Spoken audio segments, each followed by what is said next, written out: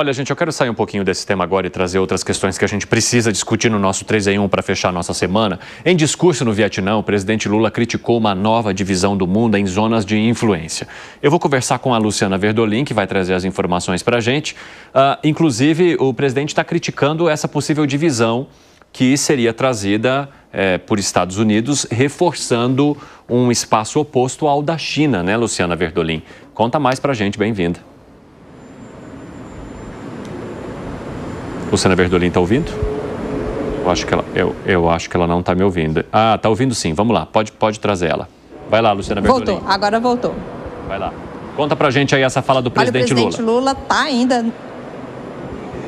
Ele está ainda no Vietnã, está retornando ao Brasil logo mais e fez questão de ressaltar a importância, né, do mundo como um todo fazer um coro em defesa da necessidade de se encontrar uma solução pacífica para os conflitos que a gente vê hoje. Na faixa de Gaza, por exemplo, o presidente disse que não se pode aceitar essa matança de civis como está acontecendo. No caso da Ucrânia, Lula lembrou que o Brasil sempre defendeu a necessidade do diálogo, de se encontrar uma solução pacífica e elogiou o fato do Vietnã, assim como o Brasil está se mantendo neutro no conflito, defendendo a necessidade dos lados, né, dos dois lados, encontrarem uma solução para os conflitos. A gente tem a declaração que foi dada lá no Vietnã pelo presidente Lula. Como expoente da construção de uma ordem multipolar, a América Latina e o Sudeste Asiático devem evitar uma nova divisão do globo em zonas de influência. Ainda que de forma distintas, Vietnã e Brasil sofreram os efeitos da Guerra Fria.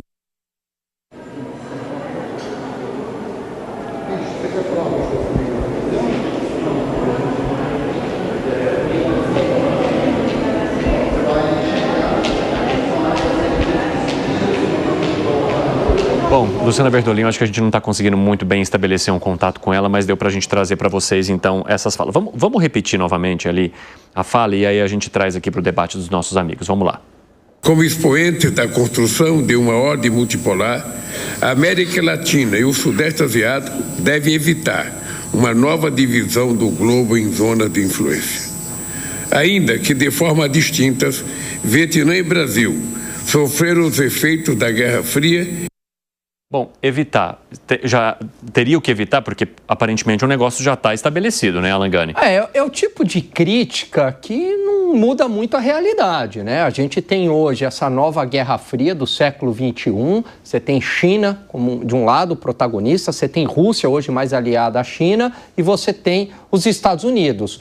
O que o Brasil precisa fazer é jogar o jogo de uma maneira a não ferir interesses da China e dos Estados Unidos. Por quê? Porque tanto China quanto Estados Unidos interessam muito ao Brasil. Um é o maior parceiro comercial, outro é o maior parceiro de investimentos, sem contar a Rússia, hein? Porque a Rússia é muito importante em termos de commodities e fertilizantes, que a gente é muito dependente. Então, o Brasil, e aí ele está certo em dizer isso, ele tem que conseguir se manter neutro nessa situação, Evandro. Mas é difícil. Como é que você avalia, Piperno? Eu acho que, veja, eu defendo que quanto mais blocos um país puder participar, né, eu acho que é melhor para ele. Você abre alternativas, você abre soluções. Os alinhamentos automáticos, eles são excludentes demais. Então, eu acho muito positivo que o Brasil faça parte do BRICS, que o Brasil se relacione bem com a União Europeia, a ponto de tentar um acordo, né, via Mercosul. Estreitar cada vez mais seus laços com o Japão e manter ótimas relações com os Estados Unidos. É isso que o Brasil tem que fazer. Ô Zé, você acha que o país está conduzindo bem essa política de interação e de neutralidade com mais de um grupo econômico ou de um bloco aí de países? Sim, é uma indicação aí para o presidente Lula. Eu diria que há um esforço muito grande para manter o governo nesse posicionamento atual de não confronto direto com Donald Trump e, primeiro, ver o que realmente está acontecendo e quais são as repercussões para o Brasil, para o mercado brasileiro, para depois agir. E me disseram aqui, inclusive, que há um esforço muito grande para controlar essa situação, né? E o porta-voz disso seria o vice-presidente Geraldo Alckmin. Isso é um posicionamento. Sobre essa viagem do presidente Lula, esta é a máxima, de alargar ali a possibilidade de negócios. Entenderam e muito bem os conselheiros internacionais do presidente. Agora o Itamaraty tem uma pegada muito forte comercial.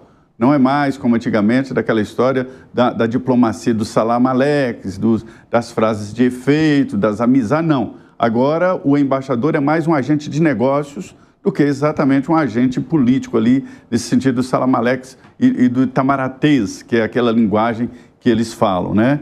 Qual é o raciocínio, e que eu acho correto? É de que um país hoje, diante do posicionamento de Donald Trump e de outros posicionamentos de grupos, um país não pode ficar preso a um determinado parceiro comercial. E o Brasil está ficando dependente da China, porque é o nosso grande comprador. E a ideia é o seguinte... Ixi, travou também lá no Zé Maria Trindade. Deus abençoe o Zé, a Luciana Verdolim, pessoal todo lá de Brasília. Fala aí, Segré. Nós vivemos aquela Guerra Fria em que a demonstração de poder era armamentista. Lembro, inclusive, de desfiles russos em que os satélites americanos olhavam para baixo e tinha muitas armas que eram de papelão, para mostrar como dizendo, tem armas aí, olha que grande que é esse foguete, aqui era de papelão. Eu lembro e acho perfeita a declaração de Marcos Trujillo, que falou: hoje estamos numa paz quente, não é mais uma guerra fria. E tem a ver com questões comerciais. A incorporação de Trump como presidente dos Estados Unidos está obrigando a muitos países a tomar posição. Já não adianta mais ficar em cima do muro dizendo, eu fico bem com um, fico bem com o outro, não. O caso dos BRICS é um bloco ideológico, não tem bloco comercial nenhum, não tem favorecimento de tarifas nenhuma, nem de questões não tarifárias também, nenhuma. É uma questão puramente ideológica. E os Estados Unidos dizem, ok, de que maneira eu posso atravessar essa linha ideológica? Com dinheiro.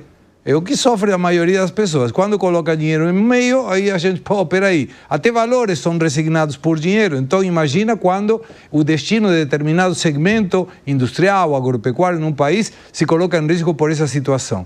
E o Brasil vai ter que tomar uma determinação não necessariamente política, muito menos ideológica, mas sim comercial. Dizer, ok, eu tenho que cuidar da China. O maior superávit comercial do Brasil está na China, então não pode descuidar. Ele compra e compra muito mais do que nós aqui no Brasil compramos deles. Então é um cuidado muito bom. Ninguém pode brigar nem com quem compra, nem com quem financia qualquer negócio.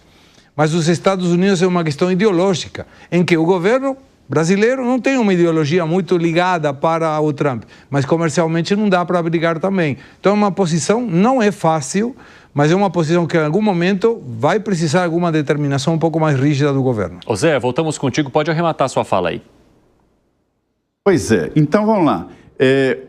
Vamos dizer, acismo, o temor moderno é o seguinte: o Brasil fica dependente da China, Segré, porque é o nosso grande comprador, e aí de repente o Xi Jinping sai, ou sei lá, o ele cisma e fala, olha, agora as nossas condições são essas.